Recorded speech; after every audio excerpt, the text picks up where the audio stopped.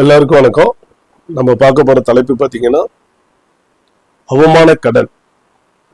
அது என்ன அவமான கடன் அப்படின்னு நீங்க பாத்தீங்கன்னா, எத்தனை பேர் நாட்டில் கடன் வாங்குறான், எல்லாருமே அவமானப்படுறான். யோசிச்சு பாருங்க. உங்க வாழ்க்கையிலேயே நீங்க கடன் வாங்கியிருக்கலாம், இல்லை உங்க அப்பா அம்மாவோ உங்க அண்ணன் தம்பியோ உங்க சுற்றி இருக்கிற ஃப்ரெண்ட்ஸ் எல்லாருமே கடன் வாங்கியிருக்காங்க. கடன் இல்லாமல் எங்க வாழ்க்கையே கிடையாது. நம்ம நாடே கடன்ல தான் ஓடுது. இதுல மனுஷன் தான். ஓகேவா? ஸோ எல்லாரும் கடன் வாங்கி தான் வாழ்க்கையை நகர்த்தி ஆகணும். ஏன்னா எல்லாமே கையில் வச்சுக்கிட்டு நம்ம செய்ய முடியாது. ஓகேங்களா? ஒரு வீடு கட்டுறோம், ஒரு கார் வாங்கணும், எல்லாத்துக்கும் கடன் தான். ஓகேவா?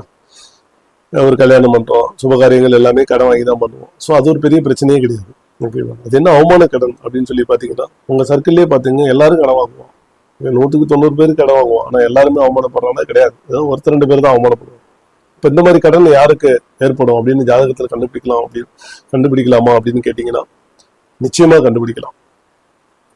அது எப்படி கண்டுபிடிக்கலாம் அப்படின்னு நீங்க கேட்டீங்கன்னா, ஒரு ஜாதகத்துல 6ஆம் அதிபதியும் 8ஆம் அதிபதியும் இணைந்து ஏதோ ஒரு பாவகத்தில் இருக்கும் பொழுது, அந்த தசாபுத்தி காலங்களில் நிச்சயமாக அவர்கள் தொழில் ரீதியாகவோ இல்லை வேற ஏதாவது சுபகாரியங்கள் செய்வதற்கு, ஒரு வீடு கட்டுறேன் அப்படிங்கிற மாதிரி, இல்லை ஒரு ஷேர் மார்க்கெட்ல போடுறேன், இல்லை ஒரு ரியல் எஸ்டேட் பண்றேன் அப்படிங்கிற மாதிரி ஏதோ ஒரு தொழில், அதாவது பெரும் முதலை, ஓகேவா, பெரும் முதலீடு செய்து, ஓகேவா, அதன் மூலியமா, அதாவது அகலக்கால்னு சொல்லுவாங்கல்ல, எப்பவுமே விரலுக்கேற்ற வைக்க வேணும். ஓகேவா?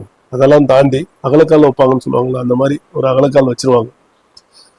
அதன் மூலியமா நிறைய பொருளாதார இழப்புகளை சந்திப்பாங்க, மன உளைச்சலை சந்திப்பாங்க. ஓகேவா? மிகப்பெரிய அவமானங்களை சந்திப்பாங்க.